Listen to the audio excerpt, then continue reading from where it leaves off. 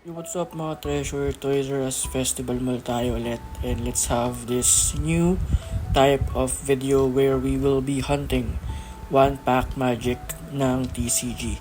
So let's check this out. Tingnan natin kung makakaswerte tayo. One pack per store. Tingnan natin kung makakakuha tayo ng at least SR pataas. So let's try this now. Dami nila ditong TCG as you can see. Pero let's go with our pinaka laging binibili. 119 pesos, and that's this one, the Dragon Ball. So tarawin na tayo para mabuksan natin agad. Let's see kung makakakuha tayo. So let's try to check kung meron ba tayong one pack magic. And let's open this Dragon Ball. So hopefully may makuha tayo maganda. So let's rip it up. Saan natin? Tignan natin kung saswertehin ba tayo. Medyo ang ganda ng ating kamalasan. Sunod-sunod.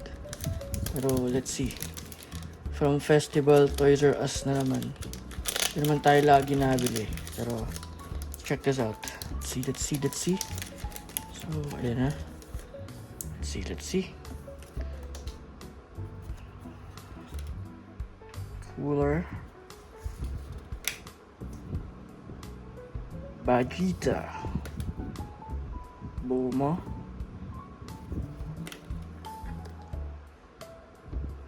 ano ba yung last? Susunod. No! Ayun na naman. So malas, napakamalas.